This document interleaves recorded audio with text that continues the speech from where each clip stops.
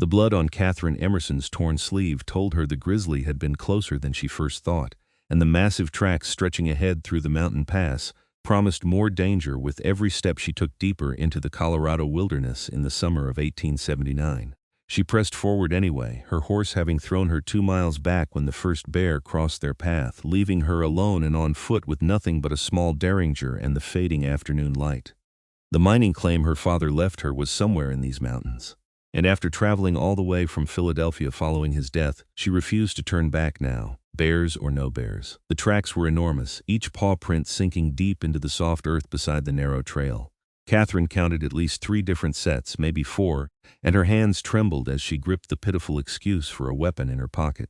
She was 22 years old, educated at the finest schools back east, and completely unprepared for this moment. Her dark blonde hair had come loose from its pins, hanging in disheveled waves past her shoulders, and her traveling dress was ruined beyond repair. Sweat dampened her skin despite the cooling mountain air as the sun began its descent behind the peaks. She heard the snapping of branches before she saw him, a towering figure emerging from the tree line with a rifle held loosely in one massive hand. Katherine froze, her heart hammering against her ribs. The man stood well over 6 feet tall, broad-shouldered and heavily muscled beneath buckskin clothing that had seen years of hard use. Dark brown hair fell past his collar, and several days' worth of beard shadowed his strong jaw. His eyes, a striking shade of gray-blue, swept over her with an intensity that made her breath catch. "You need to get off this trail," he said, his voice a deep rumble that carried authority. "Right now. I am perfectly capable of making my own decisions," Katherine replied, lifting her chin despite the fear coursing through her veins. "I have business in these mountains," his expression hardened. "Your business will get you killed. There are 4 grizzlies using this pass, a mother and 3 yearlings. She is aggressive and territorial, and you are walking straight toward their den." As if to punctuate his words, a deep huffing sound echoed from somewhere ahead, followed by the crack of breaking wood. Katherine's face went pale. The mountain man moved with surprising speed for someone his size, closing the distance between them in 3 long strides. He positioned himself directly in her path, his body a wall between her and whatever lay ahead. "My name is Ryder Vaughn," he said quietly, his gaze never leaving the trail ahead. "I have been tracking these bears for 2 days, making sure they stay away from the settlements. You stumbled into the middle of something dangerous, and I need you to trust me if you want to survive the next hour." Katherine swallowed hard. "Katherine Emerson, I am trying to reach my father's mining claim near Fairplay. My horse threw me, and I have been walking for hours. Fairplay is 8 miles from here, and this trail does not lead there." Ryder's jaw tightened as another sound drifted through the trees, closer this time. "We need to move. Now, stay directly behind me, step where I step, and do not make any sudden movements." He did not wait for her agreement, simply turned and began walking back the way she had come, his body angled to keep her shielded from the direction of the bears. Katherine followed, her legs shaking with exhaustion and fear. She could see the evidence of his life in the wild in every controlled movement, the way his eyes constantly scanned their surroundings, how his free hand rested near the hunting knife strapped to his belt. This was a man who belonged to these mountains in a way she never would. They had covered perhaps 50 yards when the mother grizzly appeared on the trail behind them. The bear was massive, her brown fur rippling over powerful muscles as she rose onto her hind legs. The sound that came from her throat was somewhere between a roar and a warning, and Katherine felt her knees nearly buckle. Ryder's hand shot out, gripping her arm and pulling her behind him. "Do not run," he said, his voice steady despite the danger. "Back away slowly. Keep your eyes down." The grizzly dropped to all 4s, huffing and swaying her massive head. 2 of her cubs appeared behind her, smaller but still easily large enough to kill a human. Katherine could barely breathe as Ryder began moving backward, keeping himself between her and the bears, his rifle ready but not raised. The mother bear took 2 steps forward, then stopped, her small eyes fixed on them. "We are leaving," Ryder said, his voice calm but carrying through the mountain air. "We mean no harm to you or your cubs." For a terrible moment Katherine thought the bear would charge anyway, but Ryder continued his slow, steady retreat, and gradually the distance between them and the grizzly family increased. The bears watched but did not pursue, and after what felt like an eternity, they disappeared back into the trees. Ryder did not relax his vigilance until they had put several hundred more yards between themselves and that spot on the trail. Only then did he lower his rifle and turn to look at her fully. His eyes moved over her torn sleeve and the scratch marks on her arm. "You are injured." "It is nothing," Katherine said, though now that the immediate danger had passed, the burning pain was becoming harder to ignore. "Just a scrape from a grizzly claw." Ryder's expression was grave. "Those wounds can fester quickly. I have a camp about a mile from here. You need proper medical attention, food and rest before you try to reach fair play. Pride made Katherine want to refuse, but practicality won out. She was lost, injured, exhausted, and night was coming fast. I would appreciate that, thank you. Ryder nodded and began walking, adjusting his pace to match hers. Despite everything, Katherine found herself studying him, this mountain man who had appeared just when she needed help most. His hands were large and scarred from years of hard work, and the muscles in his forearms flexed beneath tanned skin as he carried his rifle with easy familiarity. He moved through the wilderness like he was part of it, reading signs in broken branches and disturbed earth that were invisible to her city-trained eyes. You said you have been tracking those bears for 2 days, Katherine said, needing to break the silence. Why? A ranch about 10 miles south lost some cattle. The rancher wanted to hunt the bears, but they are just being bears, following their natural patterns. I convinced him to let me relocate them instead, make sure they moved to a different territory where they would not cross paths with humans as often. Ryder glanced at her. It is what I do. I guide hunters, track game, help settlers navigate the mountains. Sometimes I keep the peace between wildlife and people. You protect both sides, Katherine said softly. When I can. There was something in his voice, a weight that suggested he had not always been successful. These mountains can be hard on people who do not understand them. They can also be paradise if you learn to read their rhythms. His camp appeared as the last light was fading from the sky, a small clearing with a lean-to shelter built against a rock outcropping. A fire ring sat cold in the center, and various supplies were stored neatly beneath the shelter. Ryder worked quickly, building a fire and setting water to boil before turning his attention to Katherine's arm. This will hurt, he warned, cleaning the scratches with surprising gentleness. His hands were steady and sure, and Katherine found herself watching his face as he worked. There was a roughness to his features, a hardness earned through years of survival, but also a kindness in the careful way he treated her injuries. You were lucky. These are shallow. Another few inches and that bear would have opened your arm to the bone. Katherine shuddered at the thought. I suppose I should thank you for saving my life. You should thank your own stubbornness for keeping you moving forward. If you had frozen or run, things would have ended differently. Ryder finished bandaging her arm and sat back on his heels. What brings a woman from Philadelphia to the Colorado mountains looking for a mining claim? She blinked in surprise. How did you know I was from Philadelphia? A hint of a smile touched his mouth. Your accent. The quality of your clothes despite the damage, the way you hold yourself like someone who has never had to worry about where their next meal was coming from, at least not until recently. Heat rose in Katherine's cheeks. My father came out here 5 years ago, chasing dreams of silver. He sent money home regularly and wrote about striking it rich, about a claim that would make our family fortune. Then 6 months ago, the letters stopped. 2 months later, I received word that he had died. Heart failure, they said. She stared into the growing fire. He left me the claim in his will. Everything else was sold to pay his debts. The claim is all I have left, my only chance at building a life for myself. Ryder was quiet for a long moment. Fair play has seen a lot of prospectors come and go. Some strike it rich, most do not. The mining life is hard, especially for a woman alone. I am not afraid of hard work, Katherine said, lifting her chin. And I am not as helpless as I appeared today. I simply was unprepared for bears. Most people are. Ryder stood and moved to his supplies, returning with dried meat, hardtack, and a canteen. Eat. You need to rebuild your strength. The food was plain but welcome, and Katherine ate gratefully while Ryder tended to the fire and checked his supplies. She found herself sneaking glances at him when she thought he was not looking, fascinated by this man who seemed so completely at home in the wilderness that had nearly killed her. He was handsome in a rugged, dangerous way that was nothing like the refined gentleman she had known back east. Everything about him spoke of strength and survival, from the corded muscles of his arms to the confident way he moved through his camp. You can sleep in the shelter, Ryder said, interrupting her thoughts. I will keep watch and make sure our bear friends do not come exploring. You should rest too, Katherine protested. You have been tracking them for days. I am used to it.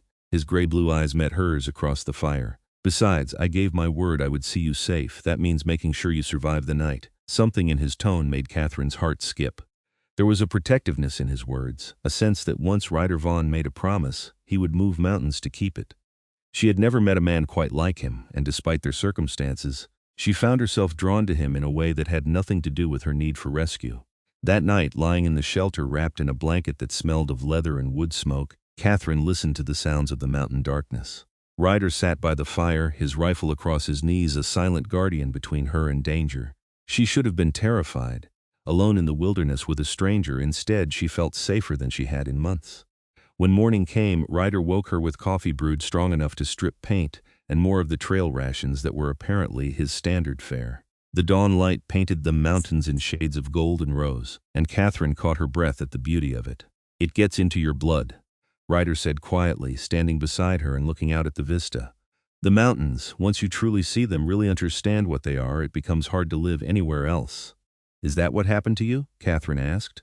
"Something like that." He turned to her. "I grew up in St. Louis. My father wanted me to join his banking business, wear a suit, count money all day. I tried it for 2 years and felt like I was dying slowly. So I came west, learned to survive, learned to read the land. That was 8 years ago. I was 20 then, young and stupid and convinced I knew everything." His smile was self-deprecating. "The mountains taught me humility fast, but you stayed." "I stayed." Ryder met her eyes. "Out here a man is measured by his actions, his skill, his word. Nothing else matters. Not family connections, not money, not social standing. Just what you can do and whether you can be trusted. I found that freeing." Katherine understood more than she expected to. Her life back east had been full of expectations and social obligations, all of which had crumbled when her father's debts were revealed and the fortune she thought would be hers evaporated. Out here, she could build something new, something that was entirely her own. They broke camp efficiently, and Ryder led her through the mountains toward Fairplay. He moved at a pace she could maintain while still covering ground quickly, and Katherine noticed how he constantly read their surroundings, pointing out signs of wildlife and explaining the safest routes through the terrain. He was teaching her without making it obvious, giving her tools she would need to survive. By mid-morning they encountered the tracks again. Ryder knelt to examine them, his expression thoughtful. "The mother is moving her cubs to higher ground. This is good. They are heading away from the settlements." But as they continued on, more tracks appeared, and Ryder's concern grew visible. "She is circling back. Something is making her defensive, keeping her in this area." They crested a ridge and found the answer. Below them, a group of 4 men had set up a rough camp, and the carcass of a small bear lay near their fire. Even from a distance, Katherine could see it was one of the cubs. Ryder's jaw tightened, a muscle jumping in his cheek. "Damn fools, they killed one of her young. She will not leave now until she has her revenge or dies trying." "What do we do?" Katherine asked. "We warn them they are in danger, whether they deserve it or not." Ryder started down the slope and Katherine followed. The men looked up as they approached, hands moving to weapons. They were rough-looking, the kind of prospectors who spent more time in saloons than working claims. The largest of them, a man with a scar running down one cheek, grinned unpleasantly when he saw Katherine. "Well now, what do we have here? A pretty lady lost in the mountains?" "You need to break camp and move," Ryder said, his voice hard. "Now, that bear you killed was part of a family group. The mother will come for you." Scarface laughed. "One bear does not scare us. We have guns. That mother Grizzly weighs close to 600 pounds and can move faster than your horse. She can take a bullet and keep coming. If she catches you off guard, you will all die." Ryder's tone left no room for argument. "Leave today or what?" Another man stood, his hand on his pistol. "You going to make us?" The tension ratcheted up instantly. Katherine stepped closer to Ryder instinctively, and she saw his posture shift, weight balanced, ready for violence. But before anyone could make a move, a roar split the air, so close and so loud that everyone froze. The mother Grizzly exploded from the tree line like a force of nature, her focus entirely on the men who had killed her cub. Chaos erupted. The prospectors scrambled for weapons, shouting and cursing. Ryder grabbed Katherine and pulled her behind a boulder, his body covering hers as gunshots rang out. The bear was a blur of brown fur and rage, moving faster than seemed possible for something so large. One man went down screaming, his rifle flying from his hands. Another managed to shoot the bear, but the bullet only enraged her further. Scarface fired twice, both shots hitting the Grizzly in the shoulder, but she kept coming. "Stay here," Ryder ordered Katherine, then stepped out from cover, his rifle rising smoothly to his shoulder.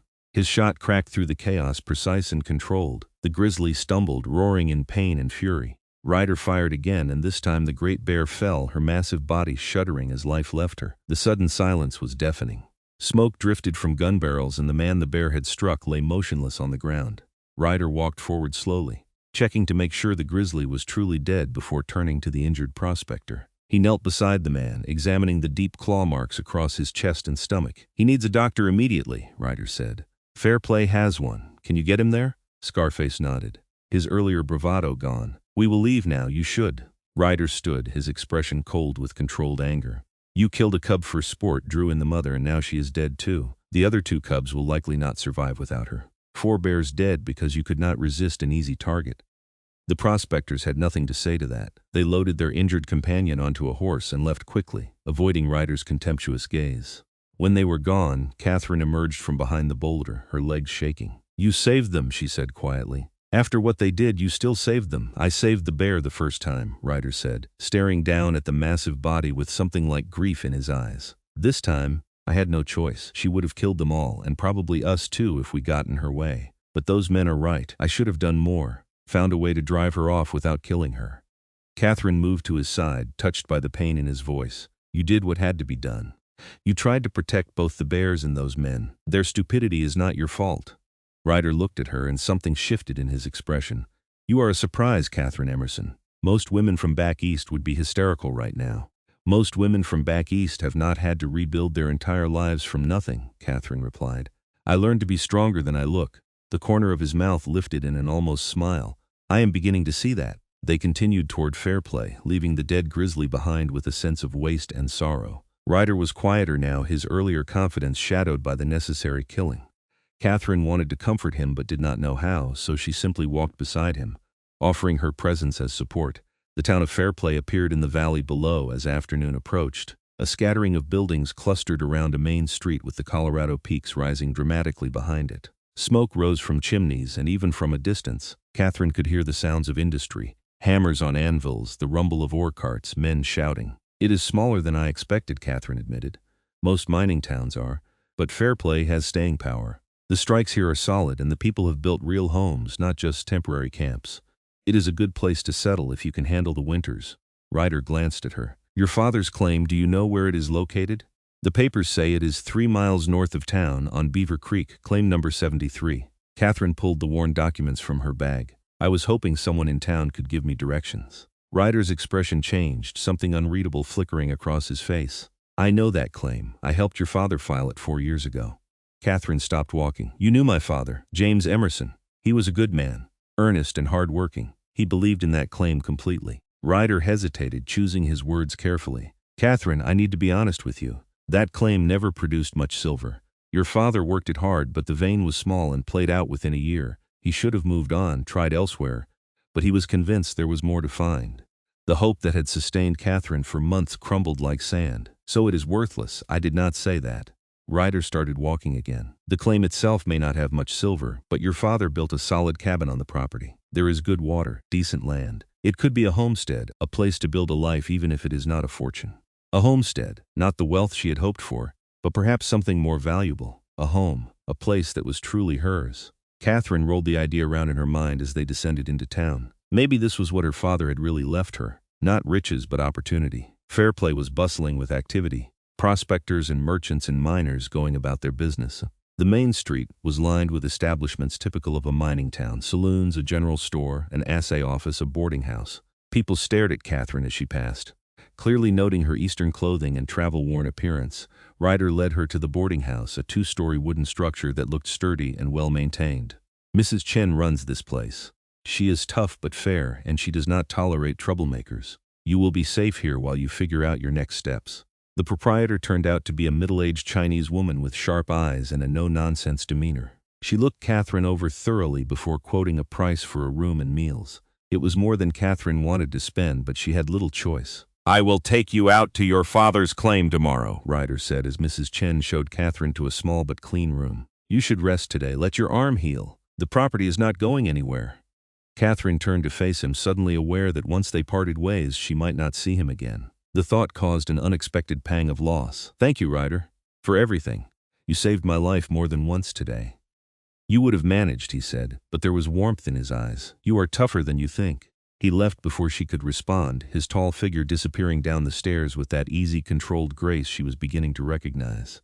Katherine sat on the narrow bed, her emotions a confused tangle. In less than 24 hours, this stranger had become important to her in ways she did not fully understand. He was everything foreign to her previous life, rough and unpolished and completely at home in a world that still frightened her. But he was also kind, protective, and more honest than any man she had known back east. She cleaned up as best she could with the water basin provided, changed into her one spare dress and ventured downstairs for dinner. The boarding house dining room was full of miners and prospectors, all men, and their conversation stopped when she entered. Katherine felt dozens of eyes on her as she found a seat, their curiosity and speculation obvious. You are James Emerson's daughter. Katherine looked up to find an older man standing beside her table. He had a weathered face and kind eyes, and he held his hat respectfully. I am, Did you know my father? Some. He was a determined fellow, always certain the next blast would reveal the mother lode. The man smiled sadly. He talked about you often, said he was building a fortune to bring you west. I am sorry for your loss. Thank you. Katherine felt tears prick her eyes. I wish I'd come sooner, seen him one more time. He was proud of you, made sure everyone knew his daughter was educated, accomplished. He wanted the best for you. The man nodded and moved away, leaving Katherine with her thoughts. She ate mechanically, her mind on her father and the dreams that had brought him west. He had died chasing fortune but had found something else in these mountains, a sense of purpose and freedom. Perhaps that was the real inheritance he left her. That night Katherine lay awake in her room, listening to the unfamiliar sounds of the mountain town. Somewhere in the darkness, Ryder was probably camped under the stars, comfortable in the wilderness that was his true home. She found herself wondering about him, about the life he had built for himself and whether there was room in it for anyone else. The thought startled her. She barely knew this man. But already he had become a touchstone, a source of strength and safety in a world turned upside down. Katherine told herself it was just gratitude, natural under the circumstances, but her racing heart when she thought of seeing him again suggested something deeper was taking root. Morning came with brilliant sunshine and the sound of activity from the street below. Katherine dressed carefully, braiding her hair in a practical style and wearing her most sensible boots. When she went downstairs, she found Ryder waiting in the dining room, looking freshly washed and wearing clean buckskin. Her breath caught at the sight of him, morning light streaming through the window and illuminating the strong planes of his face. "Ready to see your inheritance?" he asked, standing as she approached. "As ready as I will ever be," Katherine replied. They walked through town to the livery stable, where Ryder retrieved his horse, a sturdy bay gelding that clearly knew and trusted him. He helped Katherine mount behind him, his hands warm and strong on her waist as he lifted her effortlessly. She settled against his broad back, her arms around his waist, and tried to ignore how right it felt to be this close to him. The ride to the claim took them along Beaver Creek, the water running clear and cold from mountain snowmelt. Wildflowers dotted the meadows, and the air was clean and crisp. Ryder pointed out landmarks, explaining the geography and warning her about areas prone to flooding or avalanche. He was building her knowledge base, preparing her for life in this new world. The cabin appeared around a bend in the creek, and Katherine's heart sank. It was smaller than she had imagined, rough-hewn logs chinked with mud, a single room with a stone chimney and one window. But it was solid, the roof intact, and someone had clearly put care into its construction. A small corral stood nearby, and the remains of her father's mining operation scarred the hillside above. Ryder dismounted and helped her down, then stood back to let her approach alone. Katherine pushed open the door, which swung smoothly on leather hinges. Inside, everything was covered in dust, but the space was neat and organized. A bed frame stood against one wall, a table and chairs near the fireplace, shelves lined with supplies and tools. Her father's presence was everywhere, in the careful arrangement of his possessions, in the books stacked beside the bed, in the half-finished letter on the table.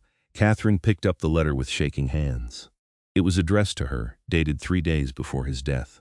The words were loving, hopeful, talking about his plans for when she came west, describing the life they would build together. He had wanted her here so badly, had worked himself to death trying to create something worthy of bringing her to. She did not realize she was crying until Ryder appeared beside her, his hand gentle on her shoulder.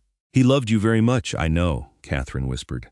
"I just wish I had told him I loved him more often when I had the chance." Ryder let her grieve, his presence solid and comforting. When she finally composed herself, Katherine wiped her eyes and looked around the cabin with new determination. "You were right. This is not a fortune, but it is a home. I can make a life here." "It will not be easy," Ryder warned. "You will need supplies, tools, animals. The winters are harsh and you will be isolated. Most people think a woman alone cannot survive out here. Then I will prove them wrong." Katherine met his eyes squarely. "I have nothing to go back to. This is my chance to build something real, something that belongs to me. I have to try." Respect flickered across Ryder's face. "Then I will help you get started. The mountains can be hard on people who do not know their ways, but they reward those who learn. If you are willing to listen, I can teach you what you need to know." Hope bloomed in Katherine's chest. "You would do that? Your father was a good man who showed me kindness when I first came to these mountains.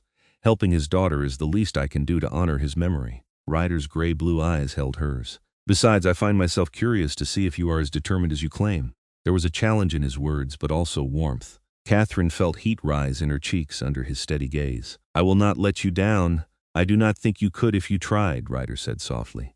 They spent the rest of the day taking inventory of the cabin and the property. Ryder showed Katherine the best places to hunt and fish, the safest routes to town, which plants were edible and which were poisonous. His knowledge was encyclopedic, gathered through years of hard experience, and he shared it generously. Katherine absorbed everything like a sponge, asking questions and taking mental notes. As the afternoon wore on, they worked side by side to clean the cabin, shaking out blankets and sweeping away dust. Katherine found herself intensely aware of Ryder's presence, the way his muscles moved beneath his shirt as he lifted heavy objects, the sound of his voice as he explained things, the rare smiles that transformed his serious face into something breathtaking. She was falling for him. The realization struck Katherine as she watched him repair a broken shelf, his large hands working with surprising delicacy. It was too fast, too soon, completely irrational, but her heart did not care about rational. This man had saved her life, shown her kindness, and was helping her build a future with no expectation of reward. He was strong and capable, but also gentle and thoughtful. How could she not fall for him? The question was whether he felt anything similar, or if she was just another responsibility he had taken on. As if sensing her thoughts, Ryder looked up and caught her staring. "What is it?" "Nothing," Katherine said quickly. "Just thinking about everything I need to learn." He set down his tools and crossed to where she stood. Up close, he was even more imposing, his broad shoulders blocking out the light from the window. But Katherine did not feel threatened. Instead, she felt drawn to him, magnetic and undeniable. "You are doing well," Ryder said quietly. "Better than most people would in your situation. You have courage, Katherine. That matters more than knowledge out here." "I had a good teacher today," she replied, her voice softer than intended. Something shifted in the air between them, the space suddenly charged with possibility. Ryder's eyes darkened and his hand lifted as if to touch her face, then dropped back to his side. "I should get you back to town before dark." Disappointment flooded through Katherine, but she nodded. Whatever had almost happened was clearly too much, too soon for him. She gathered her things while Ryder secured the cabin, and they rode back to Fairplay in comfortable silence, Katherine's arms around his waist and her cheek resting against his strong back. Over the following days, a pattern emerged. Ryder would arrive at the boarding house each morning, and they would ride out to the claim together. He taught her to shoot, to track game, to read the weather in the sky and the behavior of animals. Katherine proved an apt student, her determination to succeed driving her to practice until her arms ached and her feet blistered. But it was more than just lessons. They talked for hours, sharing their histories and dreams. Ryder told her about growing up in St. Louis, about the suffocating expectations of his father, and the freedom he had found in the mountains. Katherine spoke of her life in Philadelphia, the social pressures and false friendships that evaporated the moment her fortune disappeared. They discovered shared loves of literature and music, laughing over unlikely common ground. The more time Katherine spent with Ryder, the deeper her feelings grew. She found herself watching him constantly, memorizing the way he moved, the sound of his laugh, the rare moments when his guard dropped and she glimpsed the loneliness beneath his self-sufficient exterior. He was a man who had chosen solitude, but she began to wonder if it was truly what he wanted or simply what he had accepted. For his part, Ryder seemed equally drawn to her, though he maintained careful distance. He would help her mount his horse but release her the instant she was settled. He taught her to shoot by standing behind her and guiding her arms, but stepped away the moment the lesson was complete. Katherine could feel his restraint, the effort it took him to maintain boundaries, and it gave her hope even as it frustrated her. They were working on the garden plot one afternoon, preparing soil for late summer planting, when a rider approached at full gallop. Ryder straightened immediately, his hand moving to his rifle. The rider turned out to be a young man Katherine recognized from town, and he was clearly panicked. "Ryder, thank God I found you. There is a little girl missing, Emily Cartwright. She wandered off this morning chasing her dog and has not come back. The sun will be down in 3 hours and her parents are frantic." Ryder was already moving, gathering supplies and checking his rifle. "How old is she?" 6, small for her age. She was wearing a blue dress. Where did they last see her? The young man gave directions to the Cartwright homestead about 4 miles west. Ryder turned to Katherine. "I need to go." "I am coming with you," Katherine said firmly. "This could take all night and the terrain is rough." "I am coming," Katherine repeated. "You taught me to track. Let me help." Ryder studied her for a moment, then nodded. "Stay close and follow my lead." They rode hard to the Cartwright place, where the distraught parents provided more details. Emily had chased her puppy into the woods around mid-morning. They had searched but found no trace, and their increasingly desperate calls had gone unanswered. The father, a homesteader with more courage than woodcraft, looked ready to tear the mountain apart with his bare hands. Ryder questioned them calmly, gathering information about Emily's habits and likely behavior. Then he began circling the area where she had last been seen, reading the ground with intense focus. Katherine watched him work, seeing how he separated human tracks from animal, recent disturbances from old. It was like watching someone read a language written in earth and broken grass.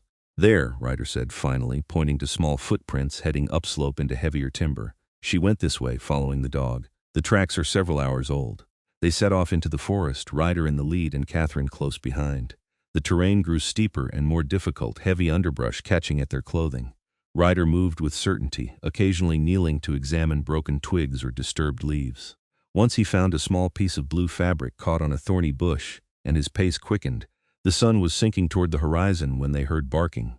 Ryder broke into a run, Katherine struggling to keep up. They found the puppy first, a small brown and white mutt that yapped excitedly and ran in circles, but there was no sign of Emily. "She must be close," Ryder said, scanning the area. "Emily, can you hear me?" A faint sound reached them, a child's voice calling for help. Ryder traced it to a steep ravine where Emily had apparently fallen while trying to retrieve her puppy. She was wedged between rocks about 15 feet down, unable to climb back up the near vertical slope. Ryder assessed the situation quickly. "Emily, my name is Ryder.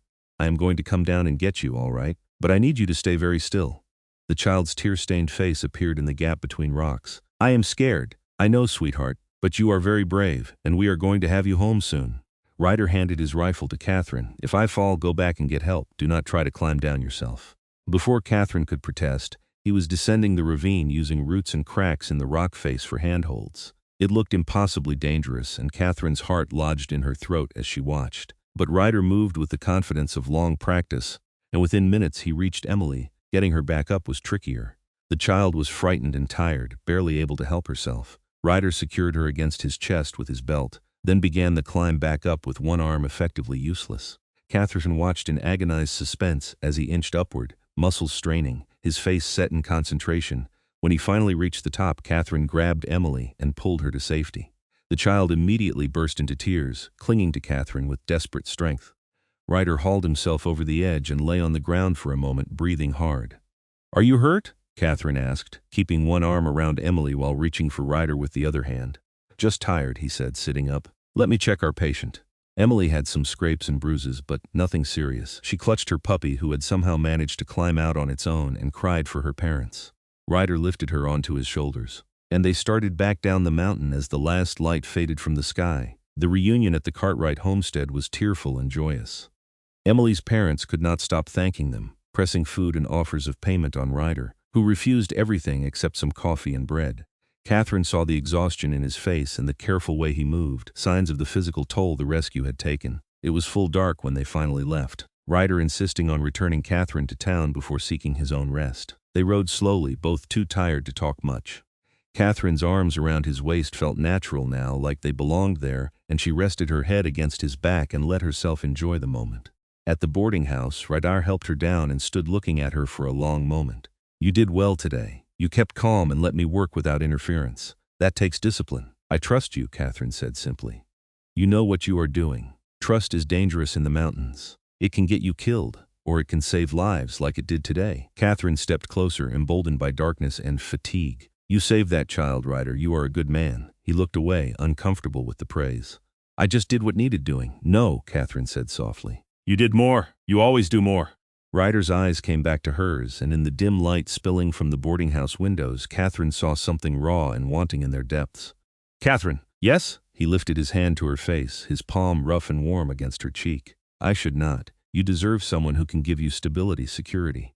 Not a mountain man who lives rough and has nothing to offer." "You have everything to offer," Katherine whispered. "You just cannot see it."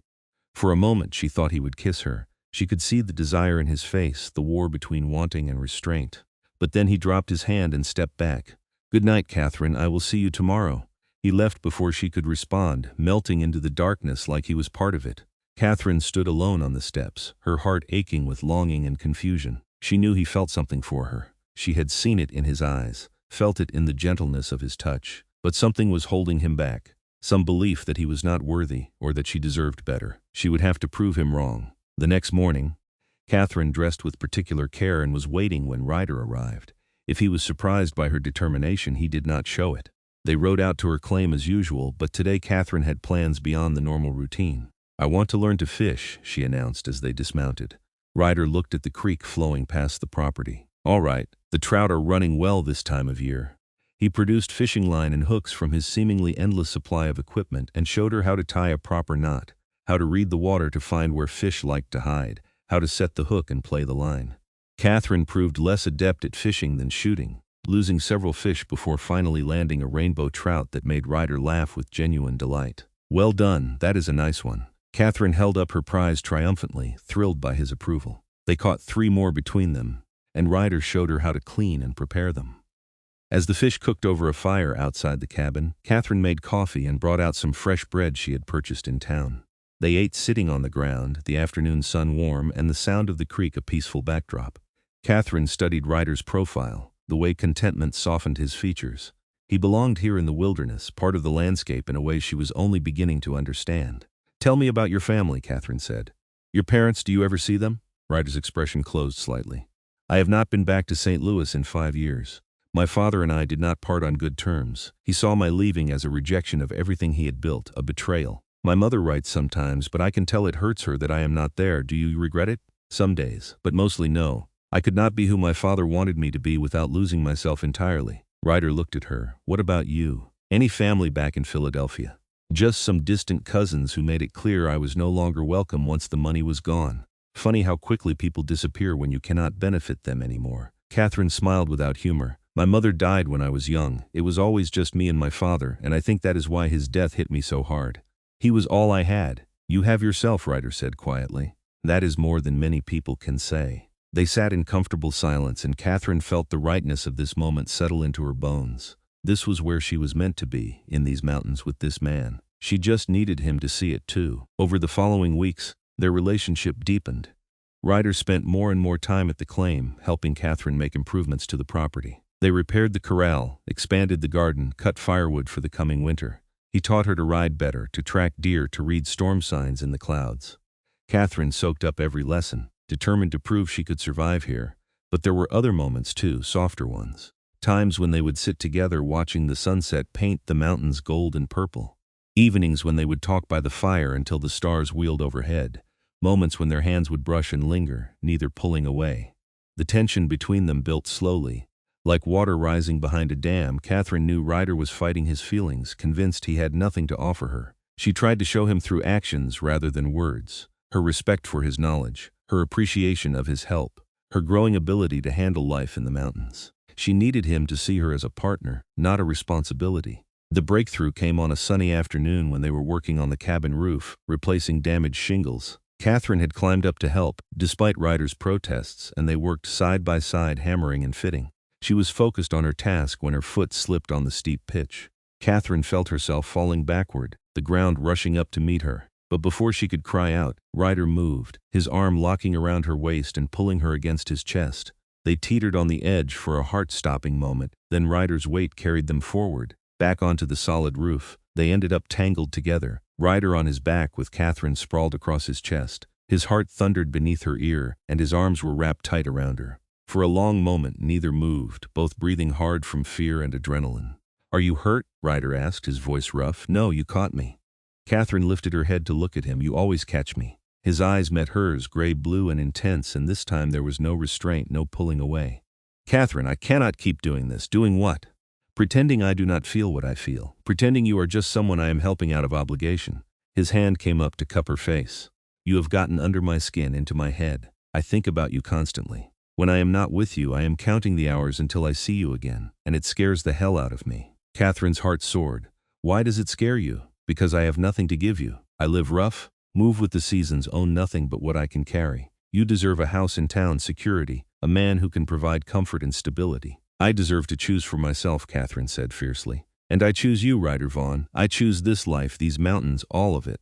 You think you have nothing to offer, but you have given me everything that matters. You have shown me how to be strong, how to survive, how to find joy in simple things. You have made me feel safe and valued and seen. How can you think that is nothing?" Ryder stared at her, something like wonder dawning in his face. "You really mean that? Every word?" Katherine's hand covered his where it rested against her cheek. "I am falling in love with you. I have been since the day you walked between me and those bears, and I know you feel something too. I can see it every time you look at me. I am terrified of hurting you, disappointing you," Ryder admitted. "Of having you wake up one day and realize you made a mistake, then we will be terrified together." but I would rather be scared and with you than safe and alone." Katherine leaned down, her face inches from his. "Take a chance on us, Ryder, please." His answer was to pull her down into a kiss that stole her breath and made her world narrow to this moment, this man, this perfect rightness. His lips were warm and firm, and the gentleness in his touch contrasted with the desperation she felt in the way he held her. Katherine kissed him back with everything she had, pouring months of longing and hope into the connection. When they finally broke apart, both breathing hard, Ryder rested his forehead against hers. "I am a fool to resist you." "Yes, you are," Katherine agreed, smiling. "But you are my fool now." He laughed, the sound full and genuine, and kissed her again. This time there was no hesitation, no holding back, just pure feeling. They stayed tangled together on the roof until the lengthening shadows reminded them of practical concerns, then climbed down carefully and went inside the cabin. Ryder pulled Katherine into his arms again, holding her like she was precious and breakable. "I never thought I would find someone who understood this life, who wanted it. I thought I would always be alone." "You never have to be alone again," Katherine promised. "We are in this together now." They talked deep into the night, making plans and sharing dreams. Ryder told her about places in the mountains he wanted to show her, remote valleys and crystal lakes that few people ever saw. Katherine spoke of making the claim into a real home, maybe adding rooms to the cabin, building a future here. The hours passed unnoticed until exhaustion finally claimed them and they fell asleep wrapped in each other's arms, right there on the cabin floor beside the dying fire. Morning light woke Katherine to the unfamiliar sensation of being held. Ryder's arm was draped across her waist, his body warm along her back. She lay still, savoring the moment and the profound sense of belonging she felt. This was home, not just the cabin or the mountains, but this man and the life they would build together. Ryder stirred behind her, his arm tightening briefly before he seemed to fully wake. "Good morning." Katherine turned in his embrace to face him. Morning light streamed through the window, illuminating his tousled hair and the softness in his eyes that was just for her. "Good morning. Did you sleep well?" "Better than I have in years." He kissed her forehead gently. "Though my back is reminding me we should have moved to the actual bed." They laughed together, and Katherine felt something settle in her chest. This was real. They were really doing this. The days that followed were among the happiest Katherine had ever known. Ryder moved more of his things to the claim, his presence becoming permanent rather than temporary. They worked together to prepare for winter, cutting wood and stockpiling supplies and making improvements to the cabin. But there were also long afternoons of fishing together, evenings of reading aloud by the fire, mornings of waking up in each other's arms. Ryder introduced Katherine to his small circle of friends and fellow mountain men, rugged individuals who lived on the edges of civilization. They accepted her more readily than the town people had, recognizing in her the same independence and determination that had brought them west. Katherine found herself welcomed into a community she had not known existed, people who valued skill and courage over social standing. In town, news of their relationship spread quickly. Some people were scandalized that the Eastern lady had taken up with a mountain man. Others were more accepting, remembering how Ryder had helped the community numerous times and how Katherine had proven herself capable. The Cartwrights, in particular, became strong supporters, Emily's parents forever grateful for the rescue of their daughter. As summer faded into early autumn, Katherine stood outside the cabin one evening watching the aspen trees turn gold on the hillsides. Ryder came up behind her, wrapping his arms around her waist and resting his chin on top of her head. "Beautiful, isn't it?" he said. "Fall in the mountains is something special. Wait until you see your first big snow." "I can hardly wait," Katherine said honestly. She had changed so much in the months since arriving in Colorado. The refined city woman who had stepped off the stagecoach in Fairplay would barely recognize the capable, confident person she had become. "Do you ever miss your old life, St. Louis, your family?" "Sometimes I miss my mother. But this life, what we have here, this is everything I ever wanted. I just did not know I was looking for someone to share it with until you arrived." Ryder turned her to face him. "You saved me too, Katherine. From loneliness, from forgetting there could be more than just survival." "We saved each other," she replied, reaching up to touch his face. "That is what partners do." He kissed her then, slow and deep, and Katherine felt her future spread out before her like the vast mountain vista, full of challenges and adventures and love. This was just the beginning of their story. As winter approached, they made plans to marry. Ryder took Katherine to Fairplay to choose a ring, a simple gold band that she loved immediately. They set the date for late September, before the heavy snows came, and invited the small community that had become their family. The wedding took place at the cabin, with a traveling preacher officiating and about 20 guests in attendance. Katherine wore a simple dress of forest green that she and Mrs. Chen had sewn together, and Ryder wore his cleanest buckskins with a new shirt. Emily Cartwright served as flower girl, scattering mountain wildflowers along the makeshift aisle. As Katherine walked toward Ryder, she saw the emotion in his eyes and felt her own tears threaten. This man, this strong, capable, beautiful man, was choosing her just as she chose him. They were building something real and lasting, a partnership forged in the wild heart of the mountains. The ceremony was simple and heartfelt. When the preacher pronounced them husband and wife, Ryder kissed her with a tenderness that made the small gathering cheer. They celebrated with a feast prepared by their friends, music from a fiddle player, and dancing under the stars.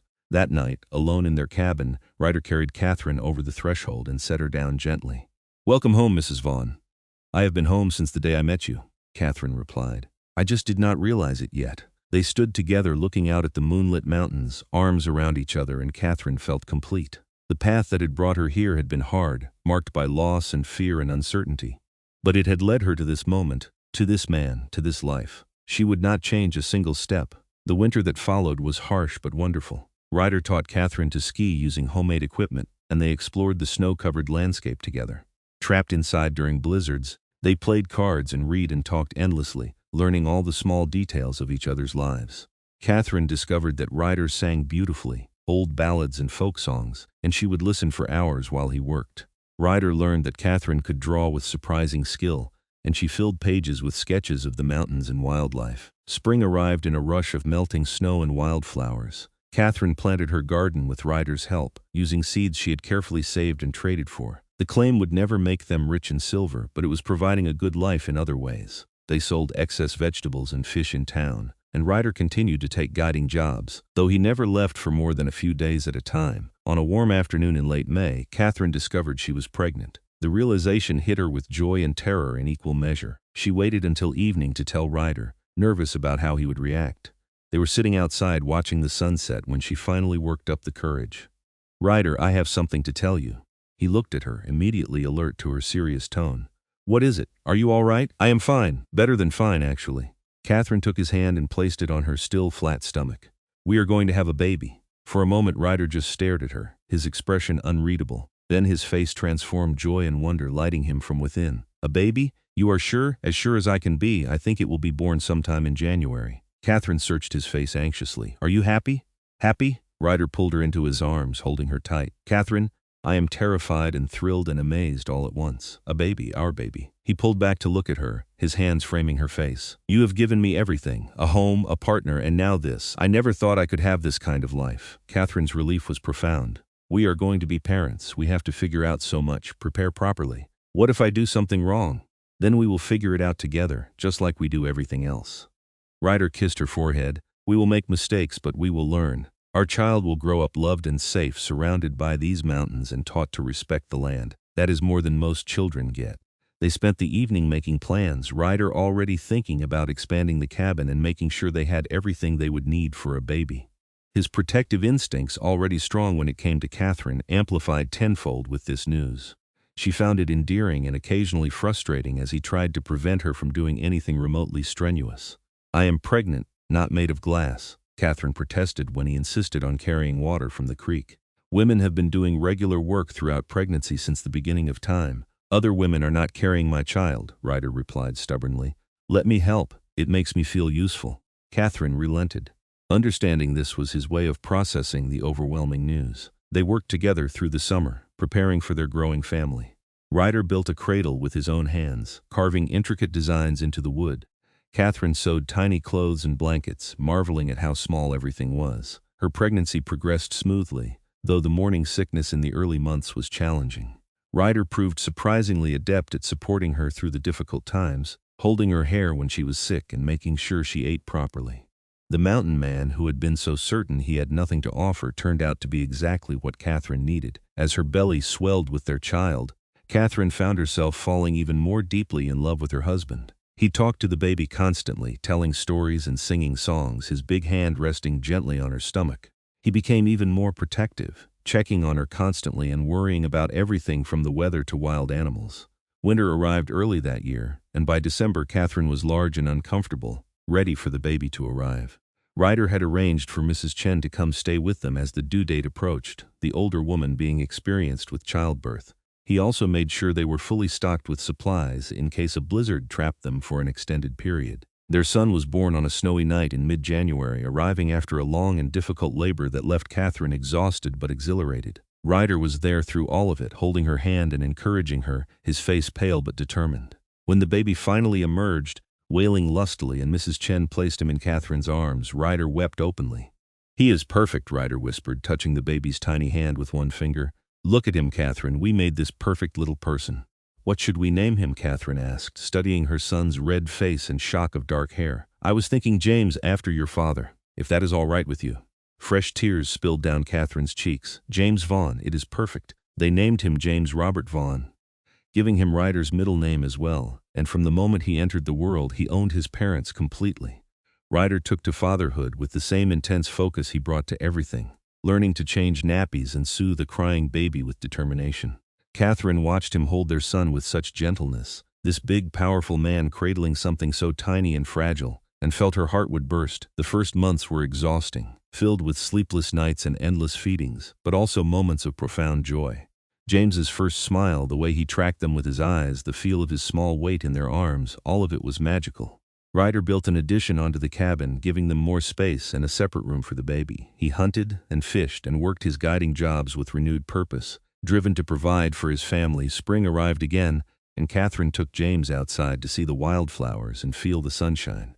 At 6 months old, he was already showing signs of his father's temperament, observant and calm unless he wanted something, and then making his demands known with impressive volume. Ryder would come in from working outside to find Katherine nursing the baby while reading a book, and he would stand in the doorway just watching them, love written clearly on his face. "What are you thinking?" Katherine asked one such afternoon, catching him watching. "That I am the luckiest man alive," Ryder said simply. "A few years ago I was alone in these mountains, convinced that was how my life would always be. Now I have you and James, a real home, a family. Sometimes I have to remind myself it is all real." "It is very real," Katherine assured him, "and it is only going to get better." As James grew, he became a constant source of entertainment and wonder. He took his first steps in the cabin on a winter afternoon, toddling from Katherine to Ryder with a triumphant grin. His first word was "Papa," which made Ryder immediately smug and Katherine pretend to be offended. He was curious about everything, fearless in the way of small children, and Ryder had to constantly prevent him from investigating dangerous things. When James was 2, Katherine discovered she was pregnant again. The news brought the same mixture of joy and apprehension as the first time, but now they knew what to expect. Their daughter, Rosemary Vaughn, was born in the fall, arriving quickly and easily compared to her brother's dramatic entrance. She had Katherine's blonde hair and Ryder's gray-blue eyes, and her father was instantly wrapped around her tiny finger. "How am I supposed to be strict with her when she looks at me like that?" Ryder complained, holding Rose while she cooed at him.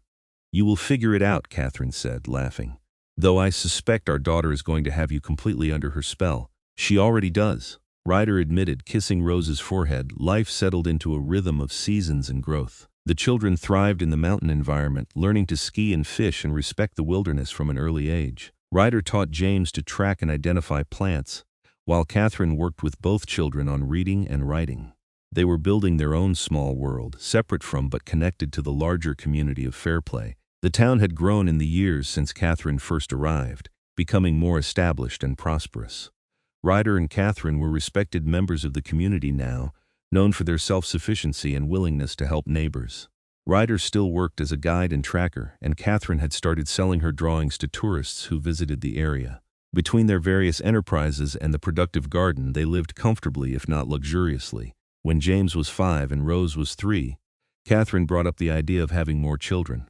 "I always imagined a big family. What do you think?" Ryder pulled her close, both of them watching their children play near the creek under the afternoon sun. "I think however many children we have, we'll be lucky to have you as their mother. If you want more, I am happy to oblige." Their third child, another son they named Thomas William Vaughn, arrived 2 years later. He was the quietest of the three, content to observe rather than explore, and he showed an early aptitude for drawing like his mother. Then came Sarah Grace Vaughn 3 years after that, a spitfire who refused to let her brothers do anything without her. The cabin had expanded multiple times to accommodate their growing family, and the sound of children's laughter filled the mountain air. Ryder proved to be an extraordinary father, patient and loving while also teaching his children the skills they needed to survive in their environment. He took each child on individual outings, giving them special time with him and teaching them according to their interests and abilities. Katherine watched him with their children and fell in love with him all over again, seeing the gentle strength he brought to fatherhood.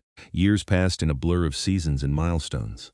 James grew tall and strong like his father, interested in everything about the mountains and wilderness. Rose became an expert rider and proved to have her father's gift for tracking.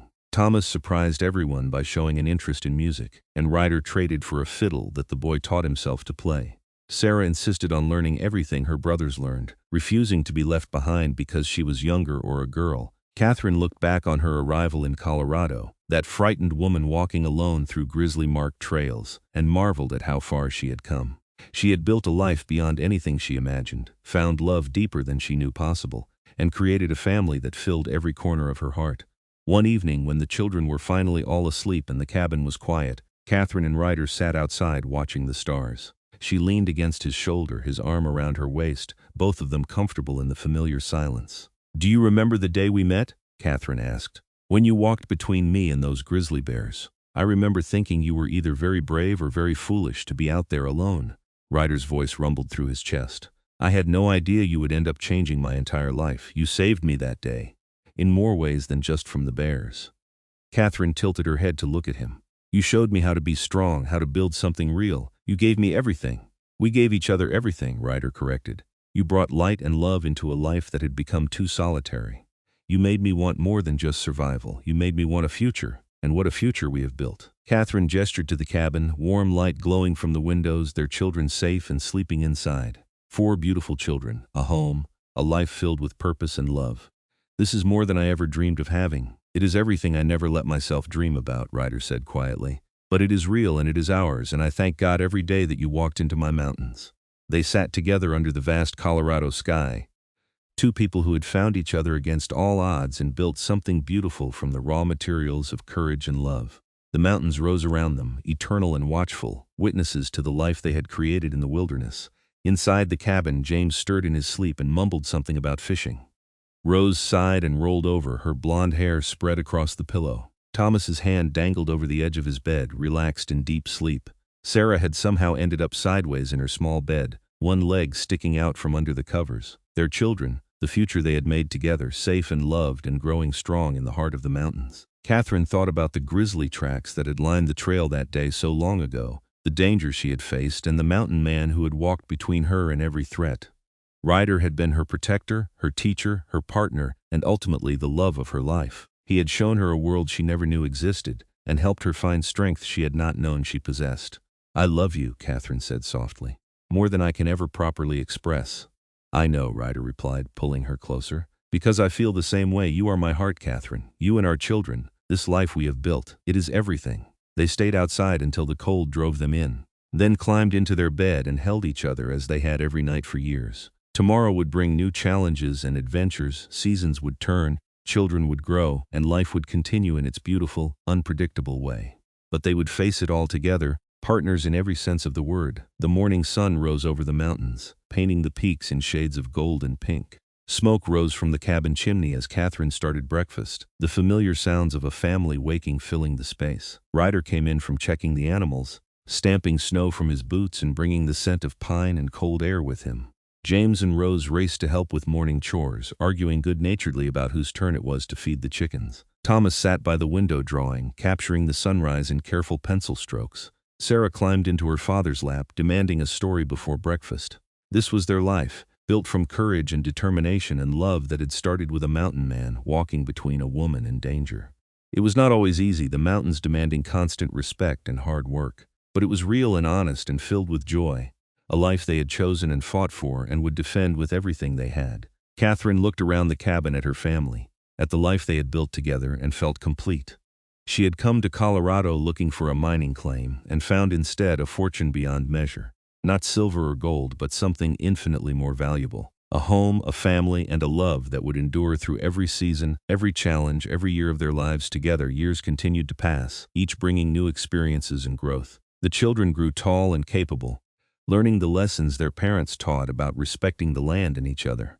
James eventually took over much of the guiding work from Ryder, leading hunters and prospectors through the mountains with the same skill his father had shown. Rose married a young rancher and settled 5 miles away, close enough to visit regularly but far enough to build her own life. Thomas's fiddle playing became locally famous, and he was always in demand for dances and celebrations. Sarah proved to be a natural with horses and started a small breeding operation, raising sturdy mountain ponies. Katherine and Ryder grew older together, their hair graying and lines deepening on their faces, but their love never diminishing. They became the patriarch and matriarch of a growing family as grandchildren arrived, bringing new energy and joy.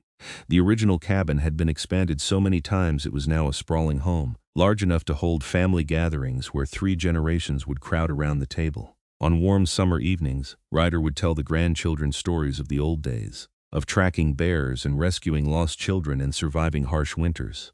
But his favorite story was always the one about how he met their grandmother, the brave woman from Philadelphia who walked alone through territory marked by grizzlies and changed his life forever. "Your grandmother," he would say, with Katherine sitting beside him holding his hand, "was the most courageous person I ever met. She came to these mountains with nothing but determination and built a life through sheer will and heart.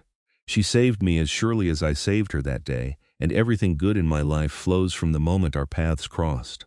Katherine would smile and squeeze his hand, remembering that frightened young woman she had been and marveling at the journey they had taken together.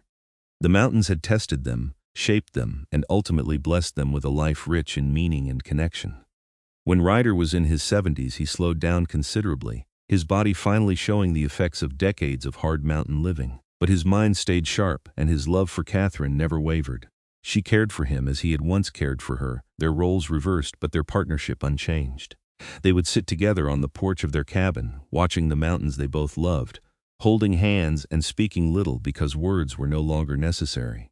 Katherine knew their time was limited, that the seasons they had left together were numbered, but she felt no bitterness, only gratitude for the years they had shared, the family they had built, the love that had sustained them through everything. She had lived a full life, rich beyond measure, and it had all started with a mountain man walking between her and danger. One quiet morning in late autumn, with gold leaves falling from the aspens and the first snow touching the highest peaks, Ryder passed away peacefully in his sleep. Katherine lay beside him, holding his hand, and though her heart broke with grief, she also felt a strange peace. He had lived a good life, died in the home they built together, surrounded by family and love. It was an ending worthy of the man he had been. The funeral brought together the entire community, a testament to the impact Ryder had made on the region. People came from miles around to pay respects to the mountain man who had helped so many, saved lives, and lived with integrity and courage. Katherine accepted their condolences with grace, supported by her children and grandchildren, drawing strength from the family Ryder had left behind. She lived another 5 years after his death, spending her days tending the garden Ryder had helped plant decades ago, drawing the mountains they both loved, and telling stories to her great-grandchildren. She never felt alone because his presence was everywhere, in the cabin he had expanded with his own hands, in the land they had worked together, in the faces of their descendants. When Katherine's time came, she went peacefully, sitting in her favorite chair looking out at the vista she had gazed at for more than 50 years. Her last thoughts were of Ryder, of the day they met, of the life they had built.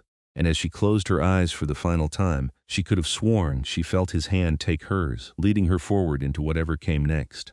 They buried Katherine beside Ryder on a hillside overlooking the property, where they could watch over the land and family they had created. The headstones were simple, just their names and dates, but they needed no grand monuments. Their legacy lived in the children and grandchildren who carried their values forward, in the stories passed down through generations, in the thriving family that had started with one woman's courage and one man's protection. James, now an old man himself, stood at his parents' graves with his siblings, children, and grandchildren gathered around. "They had a great love," he said simply. "The kind of love that builds dynasties and changes lives. We are all here because a mountain man walked between a brave woman and danger, and they recognized in each other something worth fighting for." The family dispersed slowly, returning to their various homes and lives, but all carrying the story forward. It became the founding myth of their family, the romantic tale of how it all began. Young girls dreamed of finding love like their great-great-grandmother Katherine had found. Young boys aspired to be as strong and honorable as their great-great-grandfather Ryder. The story lived on, inspiring generation after generation. The cabin stood for decades more, maintained by descendants who recognized its historical importance. Eventually, it was preserved as a historical site, a testament to the pioneers who had tamed the Colorado wilderness. Visitors would walk through the rooms where Katherine and Ryder had raised their family, see the cradle Ryder carved with his own hands, study Catherine's drawings that hung on the walls, and they would hear the story of the grizzly tracks that lined the trail, and the mountain man who walked between a woman and every danger, and the love that grew from that first meeting. In the end, theirs was a love story written in the language of the mountains, told through seasons of growth and hardship, preserved in the lives they touched and the family they built. It was a story of courage meeting strength, of two people finding each other against all odds, and of a partnership that transcended time and circumstance. It was the story of how Katherine Emerson and Ryder Vaughn built something lasting in the wild heart of Colorado, proving that the greatest fortunes are not found in the ground but in the connections we make and the love we share. The mountains stood eternal, watching over the graves of the couple who had loved them so well, silent witnesses to a story that would be told for generations to come. And on quiet evenings, when the wind whispered through the pines and the aspens rustled their golden leaves, those who listened carefully could almost hear the echo of laughter, the sound of children playing, the quiet conversation of two people who had found in each other everything they needed. This was the legacy of Katherine and Ryder Vaughn. Not wealth or fame, but love and family and a life lived with purpose and courage. It was more than enough. It was everything.